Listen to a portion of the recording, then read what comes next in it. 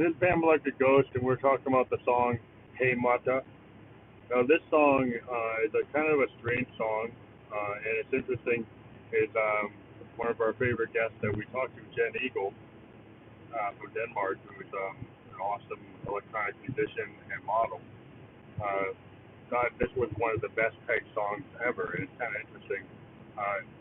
It's typically what we always do, but there's a couple of little different flavors. That we changed the way we record on our Zoom to do like a lo-fi recording, and then we used a bit crush on our vocal, and then we also brought the Phantom in on a vocal, and we were heavily playing with the ability of our Juno GI to be affected by the MX1 performance mixer. And in addition, what's interesting is we use the sampling update on the OP-Z from Teenage Engineering. So what's going on with this is like we're using a digital synth, like a PCM synth on the Juno GI, to do guitar type sounds, run through heavy big crush and digital delays. On top of that, we've got a sample from an OP-Z of our voice that we used in a different song.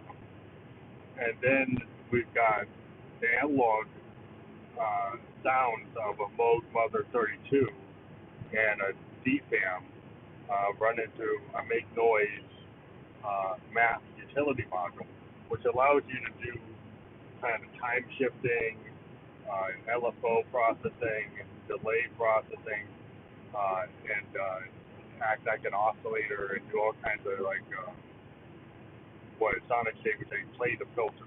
So a lot of this stuff we like doing with these hardware synths is we get these really heavy tones off the Moog.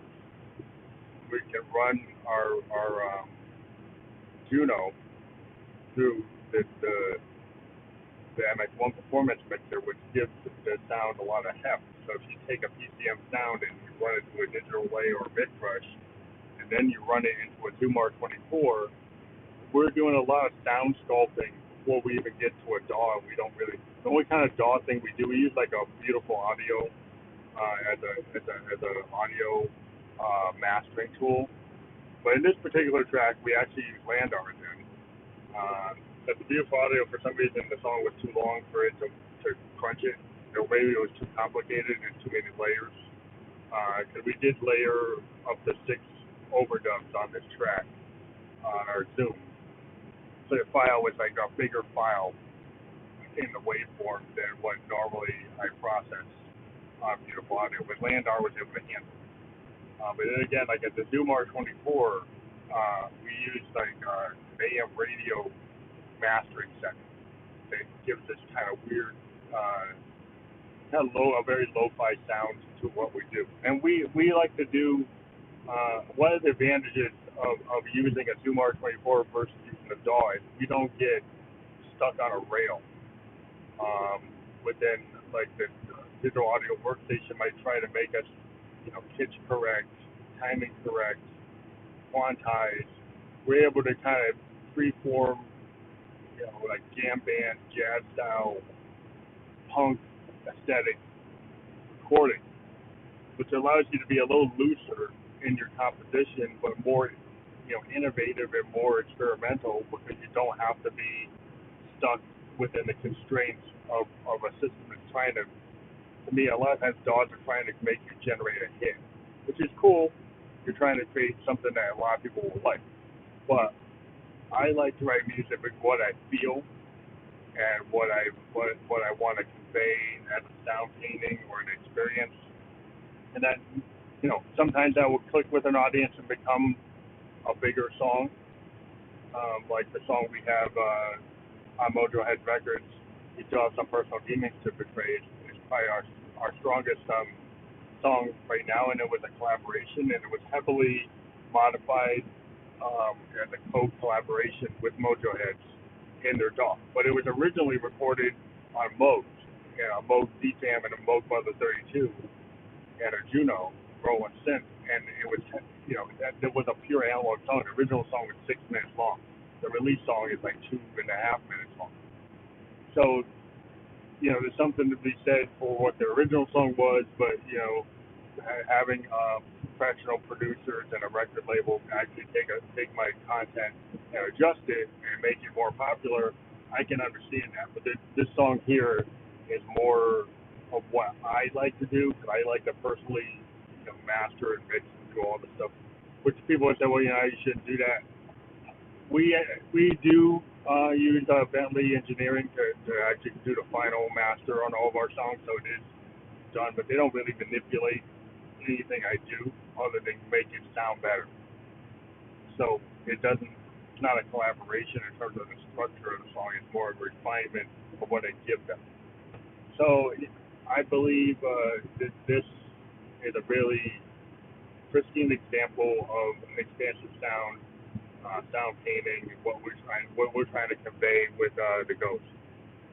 Now, the other thing I'd like to talk about again is all the hate that we get from the analog fanboys of Behringer. Anytime Roland does something, it's now pure analog synth. And I think sometimes they don't understand the product they're bitching about. And I'm talking about the Jupiter XM and the Jupiter X. Now, if you look at these two machines, you're a Roland fanboy. But what I do today is I use a Roland JDXI because it has the 4 parts, the two digital parts, an analog part, and a drum machine. And then you can say it has a 5th part and it has a void cord. Fan Electric Ghost was created because the JDXI allowed me to take a bunch of supernatural sounds, analog sounds, and then what I did is I extended the capability of the machine. The JDXI sequencer can't really go that far, maybe do 4 bars. So I brought it into an Arturia Beatstep Pro. And when the Beatstep Pro updated their OS to be able to do chain patterns, the Ghost became, what we are. I mean, the original Ghost songs that we did on Something Wicked, Indigo Menace, and Synesthesia, Neo Soul Surrender were structured on using the JDXI to provide the vocal for, Josephine Electric, do the drums, do all the drum machines located that were in that machine, like 808, 727, and then use analog parts and then digital parts to create those songs. And it's a very useful machine. I've used it on stage. It's very dead reliable. Now, my Moog is great, but it can't do those things as in terms of actually creating the song. So if you're a songwriter and you're not just doing bleeps and bops on an analog synth, you kind of need a digital synth to do the things you can't do through analog.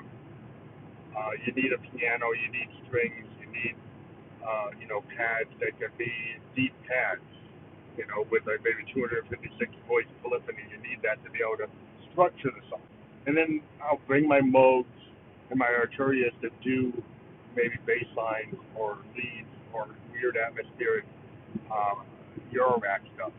But you still need the building blocks from the Roland.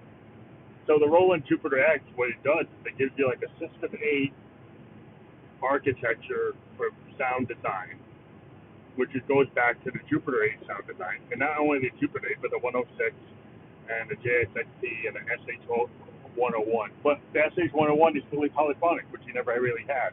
Even the Boutique was only 4 voice polyphonic. This is more than 4 voices. It's like 8, or it can be stacked on top of each other. The Jupiters can be stacked on top of each other. The Juno could be mixed with an SH101. The Juno could be mixed with the RD piano. Now, if you're somebody that's doing a show, you're writing songs, having an RD piano capability, which is to buy that separately is very expensive. To have the Jupiter 8, that would cost money. To have a JX3 AP or Juno 106, that would cost money. So $1,500 for the Jupiter XM. If you're thinking about what's in the package, plus it's got the 808, the 909, the 727, and then it has this new thing, an artificial intelligence arpeggiator. So I would actually use this instead of the JDXI. Connect it to the Beatstep Pro to extend the sequencing. Then bring it into my workflow through an MX1 performance mixer, and I could bring this with my Juno or a Roland Axe Edge with my Eurorack, and it complements everything. So I think all the hate for companies that build tools that actually musicians use in actual real recording is kind of asinine. And it's like, I understand that, yeah, you just want a Jupiter as of like 1984 Jupiter, like as is. But in today's world, having an as is joke Jupiter, it didn't have MIDI. It didn't. You couldn't connect it to anything other than that. It had a tape recorder system, I guess, to record stuff. But that if you want it exactly the way it, you're kind of just reminiscing on like old hardware, and you want to get an old mode. But would you really want an old Model D, or would you want the Mode One? I kind of would want the Mode One. I would rather get the matriarch than look for an old '74 Model D. So, or Voyager. I mean, I'll go with the latest thing. And then if you look at the newest things going on, the Quantum, it's FGPA, it's not analog. The UDO Super 6, that's analog. The Prophet X and XL, those aren't fully analog. Made of analog filters, but they're digital oscillators. They kind of run down on digital oscillators, especially when nobody's even really heard the Jupiter X. And then also to say that it's not going to have good build quality when it actually is a metal casing. So, these Behringer fanboys, like, fine, that's a cool Behringer build an Odyssey, and that's cool, you can get an Odyssey, you can get an SH-101.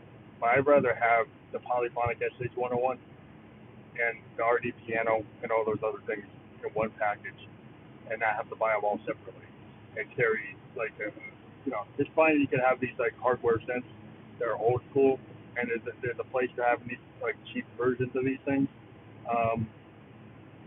But, having a Phantom or a Jupiter X or Jupiter XM, I'm telling you, those machines are not bad machines to record. And it really depends on the musician.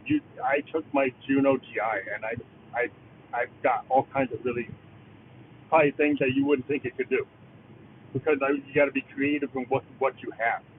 It's like Jack White can take a plastic guitar, you can make it. So you can take any instrument you have and you can make it what you want it to be based on how you play.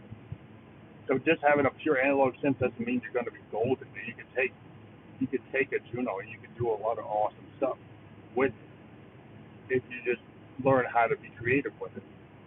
And just having the ability to have a lot of tones and capabilities in one box is really, innovative and interesting. And you got to look beyond the keys. I mean, JDXIs don't have a lot of keys. They have a tiny key. Well, what it can do when I link it to my Juno and I link it to the Trigger Beat Step Pro, it's kind of like what it can do inside. And it has the keys so you could, like, work an idea out, like in a hotel or on a bus. That's what it's for. And then you could take it and extend it, and you could actually use it in a gig and use a bigger keyboard, like a bigger MIDI keyboard to run it. So, I'm on my soapbox, but I'm kind of tired of people just talking about Behringer, saying they're the best company ever. I mean, I would actually, I lean more toward Make Noise and Prophet and Roland and Moog as the companies I lean toward in getting synths. And I'm not a retro guy. I love a Jupiter. I love to have an original Jupiter, but a replication of the Jupiter or a CS80, that's fine if people want that.